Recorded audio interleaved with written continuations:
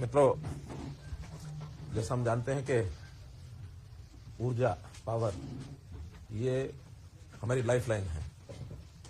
जिस युग में हम चल रहे हैं उसमें ऊर्जा एक जीवन का महत्वपूर्ण अंग बन गया है। और जैसा अपने को पता है कि हरियाणा में पिछले 9.5 वर्ष में ऊर्जा क्षेत्र में बहुत ही हमने महत्वपूर्ण काम किया है। पहली बात तो हमारी जो डिमांड है, 2014 में जब हमने सत्ता संभाली थी उस समय 9000 मेगावाट हमारी डिमांड थी, और अभी बढ़कर के वो डिमांड 14000 और मेगावाट ये हो गई है।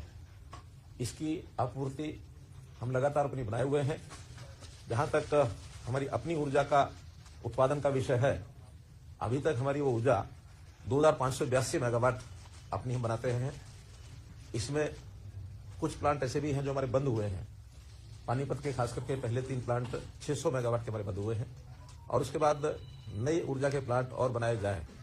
इसके अंदर आज एक महत्वपूर्ण जो देखा आपने कि उड़ीसा का ये जो महानदी बेसिन पावर लिमिटेड के द्वारा कोल इंडिया लिमिटेड की सहायता से एक प्रोजेक्ट का जो ऑफर मिली, उस ऑफर में हमने आज 800 मेगावाट का एक समझौता इनसे किया है। ये 800 मेगावाट हमको मिलेगी, और साथ ही यमुनानगर में जो थर्मल प्लांट पहले हमारा चल रहा है 600 मेगावाट का, उसके साथ 800 मेगावाट का एक नया प्लांट भी हम लगाने जा रहे हैं। उसका टेंडर हो गया है, बहुत जल्दी उसका शिलान्यास भी होगा। तो ये हमारी बढ़कर के जब 1600 मेगावाट की ये और हमको मिल जाएगी, हमारी अपनी 2500 और 800 3382 हो जाएगी, और उसके अतिरिक्त ये जो बाहर से हमको मिल रही है ये हमारे उस पूल में जुड़ जाएगी, ताकि हमारी जो 15000 की आज 14000 मेगावाट की जो आवश्यकता है, जब तक ये लगेंगे पूरा होंगे, हो सकता है उस समय और 1000 मेगावाट के लगभग उसकी आवश्यकता और पड़ेगी। तो कुल मिलाकर इसकी आपूर्ति से हो जाएगी। और हम पहले भी आत्मनिर्भर हैं, पावर में कोई कमी नहीं है। जितनी हमारे पास है वो ठीक है। उसके अलावा हम मार्केट से खरीदते हैं, खास करके उसमें हाइड्रो पावर है, सोलर पावर है, जो सामान्यतः सस्ती मिलती है। उस नाते से हमारी पूर्ति हो रही है, और पावर की हमने कमी नहीं आने दी है, चाहे वो इंडस्ट्रियल हो, चाहे वो कमर्शियल हो अथवा डोमेस्टिक हो। बल्कि डोमेस्टिक में तो हमारा जो एक बहुत बड़ी अचीवमेंट है कि हमने 24 घंटे बिजली देने की जो बात कही थी, आज 5800 गाँव ऐसे हैं जिनमें हम 24 घंटे बिजली आपूर्ति दे रहे हैं, और जिसको जितनी बिजली जिस समय चाहिए उतनी दे रहे हैं। कहीं कोई पावर की स्थिति ऐसी नहीं है। तो इसलिए एक बहुत बड़ा एक अचीवमेंट आज हमारा ये हुआ है। इसकी जानकारी मैंने आपको दी। आज खरीफ सीजन 2023 में खराब फसलों के लिए अतिरिक्त मुआवजे का वितरण होना है। मैं आदरणीय मुख्यमंत्री जी से अनुरोध करूंगा कि रकम बढ़ाकर 8615 किसानों के खातों में आप 18 करोड़ 67 लाख रुपए डायरेक्टली ट्रांसफर करें। चलिए,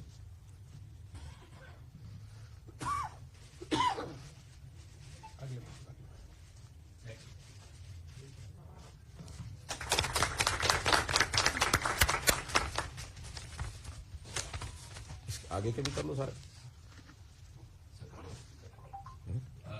बाकी आज किसानों को विभिन्न योजनाओं में सब्सिडी जो मिली है इसका भी आज वितरण होना है।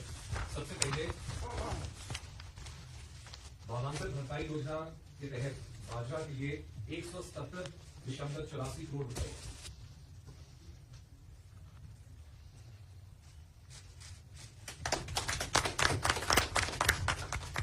इसके बाद धान की सीधी बिजाई डीएसआर योजना के तहत 24.42 करोड़ रुपए, मेरा पानी मेरी विरासत योजना के तहत 25.10 करोड़ रुपए, प्राकृतिक खेती योजना के तहत 1.20 करोड़ रुपए, promotion of agriculture mechanisation for in situ management of crop visibility योजना के तहत 237 करोड़ रुपए।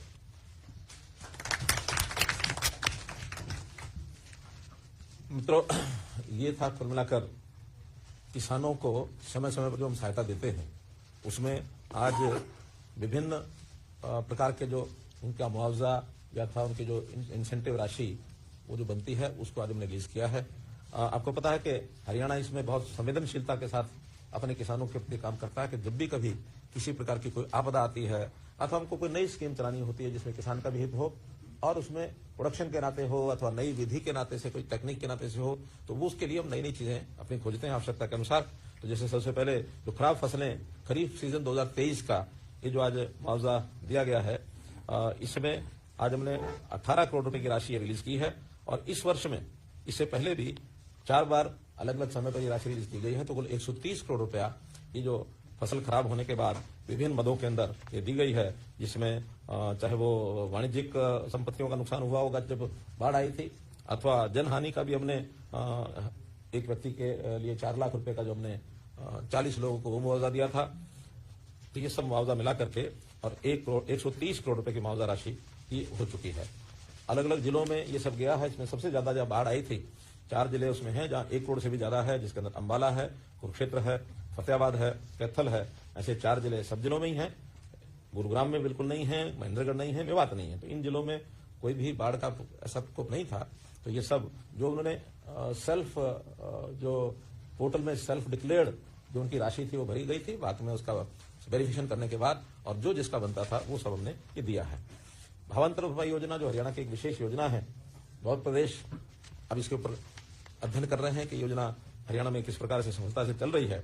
खास करके 2 प्रकार की ये जो भावांतर भरपाई में जाती है। तो बाजरा है जो पिछले 3 वर्ष से लगातार जा रहा है, उसकी भरपाई योजना पहले 650 रुपया गया था, फिर 400 रुपया गया था। इस बार भी रेट के हिसाब से 300 रुपया का जो अंतर है वो 300 के अंतर के हिसाब से कैप करके हमने बाजरे का, और आज ये 7,40,000 एकड़ में जो बाजरे की बुआई हुई थी वो रिलीज किया है। 170 करोड़ रुपया, 2,50,000 इसमें किसान हैं। इससे पहले भी 870 करोड़ रुपए भावांतर भरपाई का दिया जा चुका है, जिसके अंदर बाजरा भी है अथवा बागवानी की फसलें भी हैं। बागवानी फसलों में भी अब तक 40 करोड़ रुपया, 40 करोड़ से 71 लाख रुपए, मतलब राउंड फिगर में करोड़ की बोल रहा हूं। तो इस प्रकार से ये दोनों प्रकार की जो फसलों का मुआवजा भावांतर में 1088 करोड़ रुपया अभी तक दिया है। और इस योजना में किसान को भी कोई परेशानी नहीं होती, वो चाहे अपने घर में रखता है अथवा बाजार में बेचता है। तो जो एवरेज रेट वहां उस इलाके का होता है और जो एमएसपी होता है उसका जो डिफरेंस है वो भावांतर का उसको देते हैं। हमको भी कोई परेशानी नहीं होती, उनको भी परेशानी नहीं होती, क्योंकि हमें अगर सारा खरीदना पड़ता है तो उसके बाद में कंजम्पशन का विषय आता है। तो इसलिए एक रास्ता ऐसा निकाला गया है जिसके अंदर सबको ये लाभ होता है। बाजरे की 3,54,000 टन जो है ये हमारी प्रोक्योरमेंट हुई थी 2200 साढ़े 2200 रुपए में, जबकि इसका जो एमएसपी रेट था वो 2550 से था, 25 रुपए था। इस प्रकार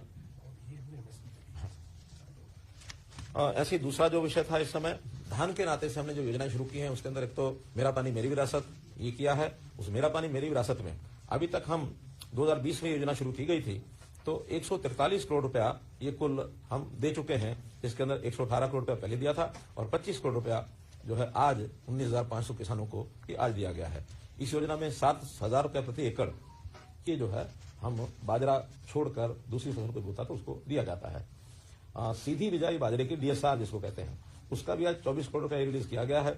इसमें 4,000 रुपया प्रति एकड़ ये दिया जाता है और इसमें भी 47 करोड़ रुपया पहले दिया गया और 24 आज है तो 71 करोड़ रुपए की और ये जो राशि है ये हमने टोटल मिलाकर के इसमें खर्च कर चुके हैं। नेचुरल फार्मिंग प्राकृतिक खेती इसको भी हम प्रोत्साहन दे रहे हैं। इसके 2 इसके कंपोनेंट हैं। एक तो जो ड्रम है प्लास्टिक के ड्रम, 4 ड्रमों के ऊपर उसको अपना प्राकृतिक खाद तैयार करने के लिए और 3,000 रुपया ये दिया जाता है। और दूसरा घटक है इसमें देसी गाय जिसके गोबर से और ये प्राकृतिक खेती के लिए मैन्योर तैयार होता है, उसका 25,000 रुपया एक राशि उसको गाय खरीदने के लिए प्रोत्साहन राशि ये दी जाती है। तो ऐसा 2680 किसानों को 1 करोड़ 20 लाख रुपया ये भी दिया गया है। एक अगली योजना है, जैसा पता है कि प्रदूषण को रोकने के लिए हरियाणा ने अपने सब प्रयत्न किए हुए हैं। उसके अंदर अन्य प्रकार की जो योजनाएं हैं उसमें एक योजना है कि मशीनरी की जो खरीद है उसमें 50% पैसा अगर इंडिविजुअल कोई खरीदता है उसको देते हैं और अगर सामूहिक तौर पर दिया जाता है तो उसमें 80% भी दिया जाता है, यानी कस्टम हायरिंग सेंटर्स को। और प्रति एकड़ पराली की गांठें बनाने पर भी 1,000 रुपया पर एकड़ ये दिया जाता है। ऐसे सब मिलाकर के आज की इस योजना में पहले घटक में 120 करोड़ रुपया और दूसरे घटक में 117 करोड़ रुपया, तो ऐसे 237 करोड़ रुपया इस पराली के प्रबंधन के नाते से हमने किसानों को ये रिलीज किया है। ये योजना भी 2018-19 में शुरू की गई थी और इस पर दोनों ही घटकों में अभी तक हमने 980 करोड़ रुपया राशि ये दे चुके हैं। और इसी का परिणाम है कि हमारे किसान पराली को जलाते नहीं हैं, इकट्ठा करते हैं, बेल बनाते हैं, बाद में बेचते हैं और फिर इंडस्ट्रियल यूज के लिए हम जो कंपनियां आ रही हैं लाइसेंस लेती हैं जिसके अंदर एनर्जी का भी होता है, एथेनॉल बनाने का भी प्रबंधन किया जाता है, ब्रिकेट्स भी बनाए जाते हैं जो थर्मल पावर प्लांट में लगते हैं। तो हरियाणा में कुछ एकाध जिले को छोड़ करके तकरीबन पूरे हरियाणा में पराली जलाने का सिस्टम खत्म हो गया और उससे प्रदूषण का बचाव होता है। एक बहुत बड़ी उपलब्धि ये हमारी है। ये सारे किसान के हित में किए जाने वाले सारे विषय थे। आदरणीय मुख्यमंत्री जी, मिशन 60,000 का भी कार्यक्रमों से शुभारंभ करने जा रहे हैं, जिसके तहत 2 नए पोर्टल शुरू होंगे। पहला पोर्टल है ठेकेदार सक्षम युवा स्कीम के का पोर्टल।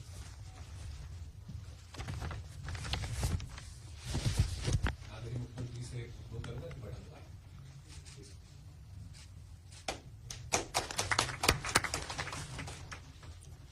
नहीं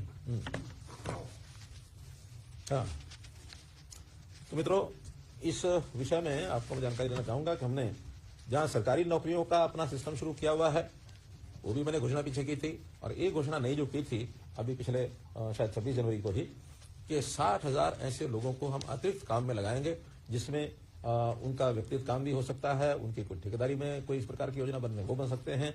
तो उसी के अंतर्गत एक विषय शुरू किया गया, जो हमारी आवश्यकता भी है कि विकास के कार्यों में, खास करके ग्रामीण क्षेत्र में जो छोटे काम होते हैं, उन छोटे कामों में हमने उस पर पोर्टल के ऊपर जो टेंडरिंग ये शुरू की थी। तो ठेकेदार उसमें कम आ रहे हैं, ये हमारे ध्यान में आया। तो ठेकेदारों की ट्रेनिंग ये हमने शुरू कराई है, और 10,000 युवाओं को 3 महीने की ट्रेनिंग, उसमें भी सीईटी का एग्जाम उसने दिया हो, क्योंकि सभी लोग सीईटी में तो सिलेक्ट नहीं होंगे।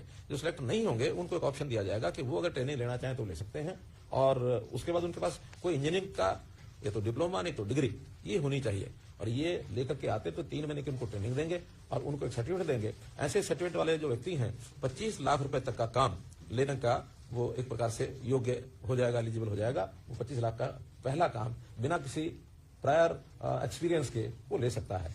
1 साल के लिए 3 लाख रुपए का ऋण बिना ब्याज के वो भी उसको दिया जाएगा, ताकि कैपिटल मनी उसको मिल जाए और वो 1 साल के बाद अपना उस पैसे को वापस करे। तो इस प्रकार का भी एक प्रावधान किया है। तो 10,000 युवाओं को ये काम हम देने में और एक प्रकार से सक्षम हो जाएंगे। आज आदरणीय मुख्यमंत्री जी वन मित्र योजना एवं पोर्टल का भी शुभारंभ करेंगे। मैं अनुरोध करूंगा सर, बटन दबाएं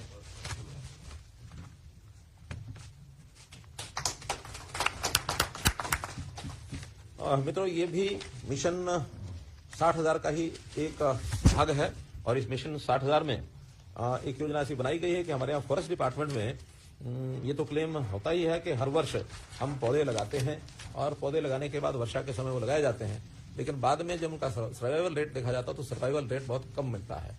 इसको ध्यान में रखते हुए योजना बनाई गई कि पहले साल में हम 7,500 युवाओं को एक ऐसा काम दें ताकि वो पेड़ लगाएं, और पेड़ लगाने के बाद 4 वर्ष तक उन पेड़ों की देखभाल करें, उसमें सिंचाई करें। हमारे फॉरेस्ट मिनिस्टर भी आज साथ हैं, तो इन्होंने पूरा मेहनत करके योजना बनाई है, और मुझे लगता है कि इस योजना में सफलता हमको मिलेगी। और 7,500 लोगों को पहले साल, अगले साल में आवश्यकता पड़ने पर और भी इसमें जोड़े जा सकते हैं। और प्रारंभ में 10,000 रुपए की इनकम उनको हो जाए, उसके बाद फिर हर वर्ष वो बढ़ती चली जाएगी। तो सबसे पहले तो इसके अंदर हमने तय किया है कि जो 1,80,000 रुपए से नीचे की इनकम के लोग हैं, इनमें से युवाओं को छांटा जाएगा। आज जो पोर्टल हम लॉन्च कर रहे हैं, इसमें अपना रजिस्ट्रेशन करेंगे, और योजना का स्वरूप ऐसा है कि जिस एरिया में, गांव में, शहर में वो करना चाहता है, तो जहां कहीं उनको लगता है प्राइवेट जगह हो या कोई पब्लिक प्लेस हो, फॉरेस्ट की लैंड नहीं होनी चाहिए, क्योंकि फॉरेस्ट लैंड पर तो फॉरेस्ट के लोग ही करेंगे। फॉरेस्ट लैंड को छोड़कर बाकी एरिया में वो कहीं भी पेड़ को लगा सकता है। पेड़ को लगाते समय उसको जिस समय लगाने से पहले जब खड्डा खोदेगा और खड्डे का एक जीपीएस के माध्यम से उसकी मॉनिटरिंग हो जाएगी, तो जितने खड्डे खुदाई करेंगे 20 रुपया उस खड्डे की खुदाई का मिलेगा।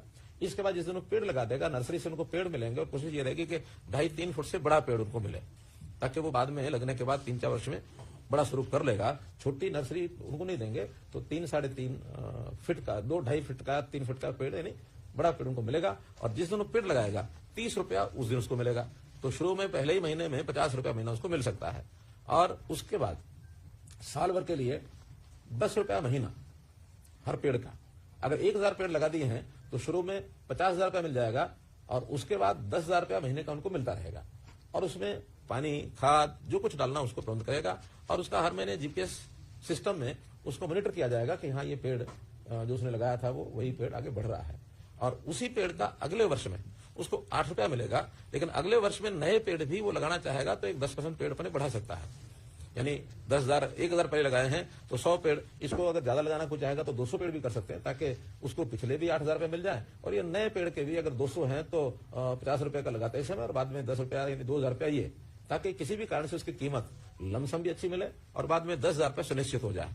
अभी 1,000 पेड़ की अपर लिमिट रखी है, अगर किसी हमारे अनुभव के आधार पर, डिमांड के आधार पर कोई 1,000 से ज्यादा भी लगाना चाहता है तो लगा सकता है। 4 वर्ष तक ये पेड़, उसका पैसा उसको मिलता रहेगा। एक बार लगाना है, पहले साल 10 रुपया, दूसरे साल 8 रुपया, तीसरे साल 5 रुपया, चौथे साल 3 रुपया। तो इसे 4 साल के बाद वो जो भी जमीन का मालिक होगा, अगर वो खुद मालिक है तो अपने पास रखेगा, और जो खुद मालिक नहीं है, किसी और की जगह पर लगाया है, किसी के घर में लगाया हो या शमशान में लगाया हो या पार्क में लगाया हो, तो जो उस मैनेजमेंट देखने वाला जो उस एरिया का है, उनको फिर वो हैंड ओवर कर देगा विद एन एफिडेविट। उससे एफिडेविट लेंगे कि वो 10 साल तक इस पेड़ को काटेगा नहीं, कम से कम 4 और 10 14 साल तक पेड़ वो रहे। और इसमें एग्रो फॉरेस्ट्री नहीं आएगी। एग्रो फॉरेस्ट्री में जैसे यूकलिप्टस होता है या पॉपुलर होता है, हाँ, ये कमर्शियल पेड़ नहीं आएंगे। जो परंपरागत पेड़ हैं वो जितने लगेंगे, उसमें से हमारा फॉरेस्ट कवर ये बढ़ेगा। और जो अभी सर्वाइवल रेट जो कम है, उस सर्वाइवल रेट को भी हम सुनिश्चित कर पाएंगे कि ताकि उसकी रक्षा करने वाला एक व्यक्ति है। वन मित्र बनने के बाद वो व्यक्ति अगर दूसरा कोई काम लग जाता है, उसको कहीं किसी दूसरे को भी देना होता है, तो उसको चेंज ओवर करके दूसरे व्यक्ति को भी उसे अपनी जगह लगा सकता है। ये उनका अपना इंटरनल सिस्टम रहेगा। तो ये सारा विषय, हाँ, अगर वो चेंज भी नहीं करता और छोड़ के भागता है तो क्या होगा? हमारे पीसीसी में बैठे हैं, ये विषय ध्यान नहीं आया, फिर फॉरेस्ट टेक ओवर कर लेगा।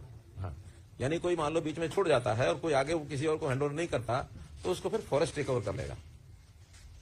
तो इस प्रकार की वन मित्र योजना है, ये एक बहुत अच्छी और अपने आप में एक नए प्रकार की योजना हमने लागू की है। मुझे लगता है कि जैसे हमारी बाकी योजनाएं हैं उनका लाभ हमको मिलता है, इसका भी निश्चित रूप से लाभ भी मिलेगा और दूसरे प्रदेश भी इसको अच्छी लगेगी तो उसको वो फॉलो करेंगे। आगे चलिए। मैं रेवेन्यू मुख्यमंत्री जी से अनुरोध करूंगा कि बटन दबाकर हरियाणा कौशल रोजगार निगम के तहत 408 युवाओं को रोजगार प्रदान करें।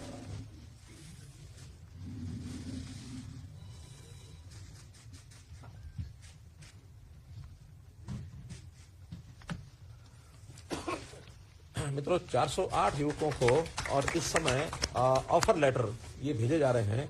और जैसे हमको पता है कि HKRN में हम लगातार इस प्रकार का प्रयास करके और युवकों को घर बैठे उनको ऑफर लेटर मिलता है।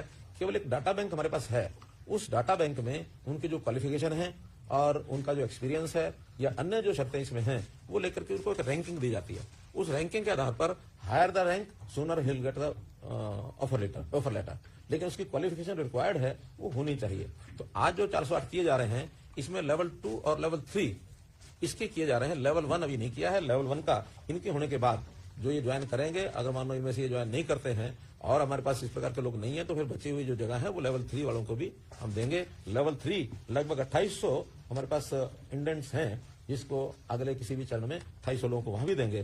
तो इस प्रकार से ये जो शिक्षा, अनुभव या उसकी इनकम, फैमिली इनकम, उन सब के आधार पर उसकी रैंकिंग की जाती है और इस रैंकिंग के आधार पर किया जाता है। तो आज इसकी हमारी अथॉरिटी है, वो अथॉरिटी बैठ करके सारे क्राइटेरिया को तय करती है। जब कभी क्राइटेरिया चेंज करने की भी आवश्यकता होती है तो अथॉरिटी सक्षम है, वो क्राइटेरिया चेंज करती है। लेकिन शर्त यह है कि किसी भी समय क्राइटेरिया चेंज करके नेक्स्ट डे से उसकी नहीं कर सकते उसकी डिप्लॉयमेंट। जो अथॉरिटी चेंज करेगी उसको पब्लिक किया जाएगा और उसके 3 महीने बाद उस चेंज कंडीशन के आधार के ऊपर भर्ती होगी, ताकि किसी को यह ना लगे कि किसी को अचानक लाभ देने के लिए और ये किया गया है। उसके बाद भी 3 महीने तक पुरानी शर्तों पर ही चलेगी। तो ऐसा एक ट्रांसपेरेंट सिस्टम ये बनाया गया है। तो इसका बहुत बड़ा लाभ उन लोगों को हो रहा है जो नौकरी तो करना चाह रहे हैं, लेकिन सरकारी नौकरी योग्यता के से उनको वंचित रह जाते, मिलती नहीं है। हाँ, इस बीच में बहुत ऐसे लोग हमारे ध्यान में आए हैं कि जो शुरू में HKRN में लगते हैं, बाद में जैसे ही उनकी अपॉइंटमेंट रेगुलर नौकरी में होती है तो इसको छोड़ते हैं, या कहीं और अच्छे अवसर मिलते हैं तो बहुत जल्दी छोड़ते हैं। इसमें हमारा मोटो ये है, sooner you come sooner you go, क्योंकि ये पक्की नौकरी नहीं है, ये आउटसोर्सिंग की है, कच्ची है। पक्के लोग लगने के बाद इनको बाहर होना पड़ता है, इसलिए इट्स नॉट एश्योरेंस के भी लगातार उनको ये मिलती रहेगी। जब तक और नहीं कोई आता है, उनकी रैंकिंग हायर रहती है, तब तक ये उसमें लगे रहेंगे। तो इस प्रकार का एक ये भी, इनको सब प्रकार की सुविधाएं भी दी जाती हैं, EPF, ESI, labour welfare fund की वो सब सुविधाएं। और इनको इनका जो पैसा है वेतन, वो सीधा बैंक में जाता है। जो पहले ये था ना, ठेकेदार ने ले लिया, ठेकेदार ने लिया तो कितना दिया, कितने पैसे काट लिए, और बहुत प्रकार की समस्याएं झेलनी पड़ती थी। हमने ठेकेदारी प्रथा को खत्म करने के लिए एक यूनिक सिस्टम बनाया है और यहां तक बन गया है अभी ये कि अभी जो विदेश में हम लोगों ने जो चयन कराया, खास करके इजराइल की जो चर्चा होती थी, तो हमारे एचकेएल के माध्यम से फॉरेन कोऑपरेशन डिपार्टमेंट ने जो काम किया उसको उन्होंने पसंद किया, और बाकी प्रदेशों के जो लोग आए हैं, जो वहां के वो जो क्या पार्टनर होते हैं, ट्रेनिंग पार्टनर, उनके माध्यम से आए, तो बहुत सी शिकायतें उनको मिल गई कि पैसे लेकर के वो भेज रहे हैं। उन्होंने सबको रिजेक्ट कर दिया और केवल 250 लोग अभी हरियाणा के लगभग 250 हैं जो सिलेक्ट होकर के ट्रेनिंग लेकर के जाएंगे। अब हमारे मेथड को ही वो प्रेफर कर रहे हैं। हो सकता है बाकी प्रदेश भी इसी हिसाब से और आगे बढ़ेंगे, क्योंकि ट्रांसपेरेंट तरीका ये है।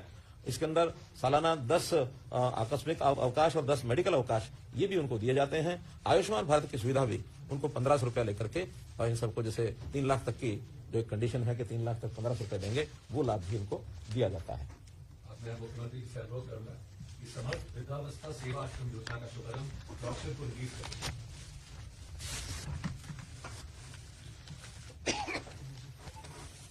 तो जरा फोटो दिखाना पड़ेगा सबको। हाँ।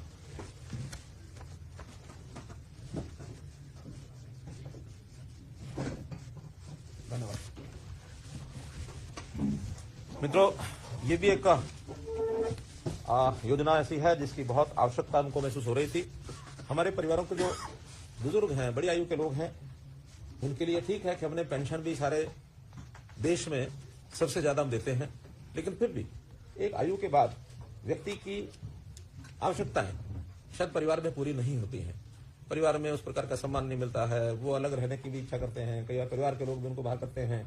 तो ऐसे जो बुजुर्ग हैं, जो असहाय हैं, जिनकी आवश्यकता है, उनके लिए हमने ये समर्थ वृद्धावस्था सेवा आश्रम इसका एक लॉन्च किया है। ये आपको जो हमने दिखाया है ब्रोशर, इसके आधार पर अभी हमने कुल मिलाकर 6 जगह पर ये आश्रम पहले चरण में खोलने का योजना बनाई है, जिसके अंदर ऐसे लोग जो चाहेंगे, और खास करके जिनकी आय जो वृद्धावस्था पेंशन लेते हैं उस लेवल तक है, यानी 3 लाख रुपया बुजुर्ग की खुद की और पति पत्नी की आय है, वो एलिजिबल होंगे उसमें रहने के, और उनके रहने की सारी व्यवस्थाएं की जाएगी। जो कंसेंट देगा या जो जाना चाहेगा, ऑप्शन है ये। और एक जानकारी आपको देता हूं कि हमने पिछले दिनों में जो वरिष्ठ नागरिक हैं उनका एक सर्वेक्षण कराया था पुलिस के जो हमारे कर्मचारी, वरिष्ठ नागरिक, जो रिटायर्ड लोग हैं, उनसे प्रहरी योजना के अंतर्गत। तो वहां खोज मिली है कि 5200 ऐसे वृद्ध हैं जो इस प्रकार की व्यवस्था की खोज में हैं। वो कहते हैं हम घर में रह नहीं सकते और हमारा बेकदरी होती है। ये सब 75 वर्ष की ऊपर की आयु के हैं। तो सबसे पहले चरण में इन विभिन्न जिलों में 5200 की व्यवस्था करेंगे। 6 जिले ऐसे हैं, जगाधरी, सोनीपत, हिसार, बहादुरगढ़, झज्जर, सिरसा और गुरुग्राम। ऐसे इन 6 स्थानों पर व्यवस्था कर ली गई है।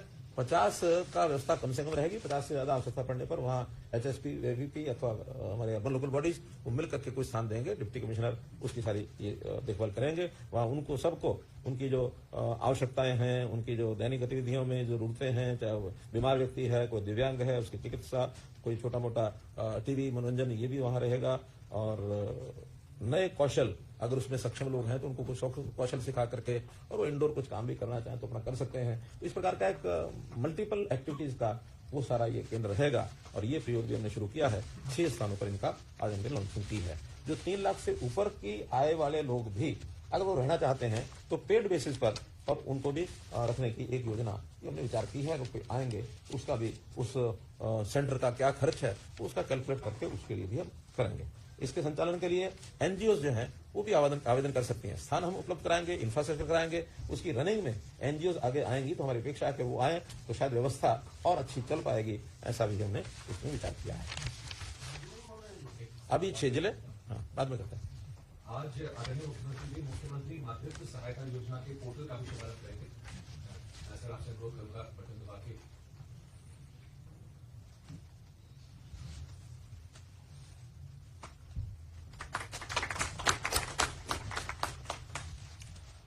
मित्रों, ये 22-23 के बजट में मैंने एक घोषणा की थी मुख्यमंत्री मातृत्व सहायता योजना। तो उसके अंतर्गत हमारी जो महिलाएं हैं, जो दिव्यांग महिलाएं हैं या कमजोर परिवार हैं, बीपीएल की फैमिलीज हैं, अनुसूचित जाति जनजाति की महिलाएं हैं, तो ऐसे कुछ योजनाएं यानी उनकी जो आवश्यकताएं हैं, खास करके गर्भवती महिलाएं हैं और स्तनपान कराने वाली माताएं, उनके लड़के, उनके जन्म के, यानी कुछ स्कीम ऐसी बनाई है। लंबी डिटेल है, आपको एक प्रेस नोट के माध्यम से इस योजना की सारी जानकारी हमारा जो डिपार्टमेंट है ये आपको देगा। और इसका भी आज हमने लॉन्चिंग की है। आगे चलिए, प्रेस नोट पे देंगे सबको लेके। योजना तो बताइए, उनको सहायता देंगे ऐसी परिवार के माताओं को, बहनों को जिनकी आवश्यकताएं हैं और वो उसमें डिटेल है, उनको कितना 5,000 रुपया महीना, ये उनको एक मुश्त 5,000 रुपया। ऐसी एक मुश्त 5,000 रुपये की सहायता ऐसी महिलाओं को जिनकी जो इसमें पात्र होंगी, उसमें 10-12 कंडीशंस हैं। खास करके मान के चलें जो आवश्यकता जरूरतमंद महिलाएं हैं और उनकी जो यानी डिलीवरी के समय या गर्भवती होती हैं उस समय, और ये 16 मार्च 2023 को अधिसूचित भी कर दी गई है। आज तो केवल एक पोर्टल लॉन्च किया है कि उस पोर्टल पर वो अपना रजिस्ट्रेशन करा के पैसे की क्लेम कर सकते हैं, इतना ही। हरियाणा नगर पालिका शहरी नेतृत्व काम सुधार नीति 2023 के संदर्भ में पोर्टल का शुभारंभ।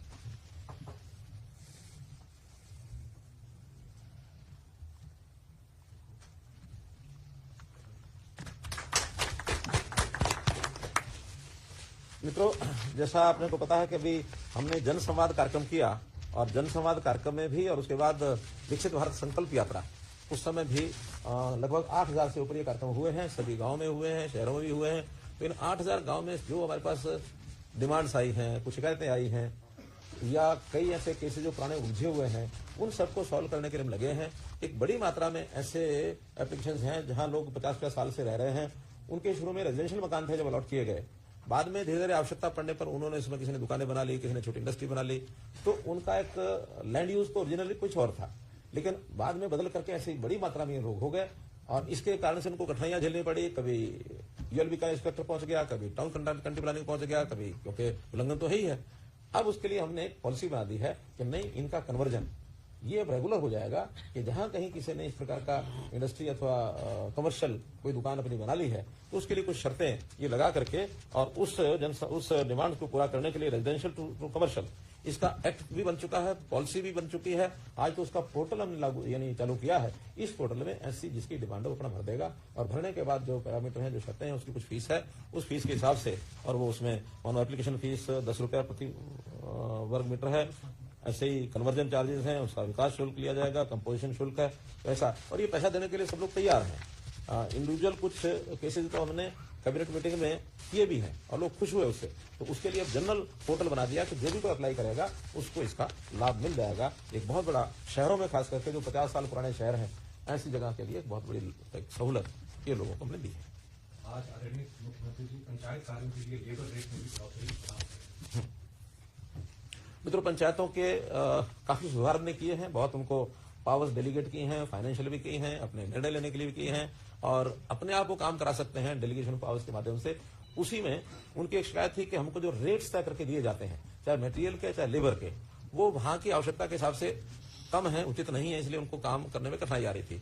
लेबर को छोड़ करके बाकी सब तो हमने पहले डिक्लेयर कर दिए थे, ईंटों का क्या होगा, सीमेंट का क्या होगा, लोहे का क्या होगा, ये सब चीजें कर दी हैं। आज लेबर के रेट भी जो उनकी डिमांड थी, उसमें अलग अलग प्रकार के जो पहले रेट थे, कहीं 680 है, 766 है, 589 है, 68 है, तो ऐसा कुछ तो यानी व्यक्ति की दैनिक मजदूरी के नाते है, कुछ उसके एरिया के नाते से है।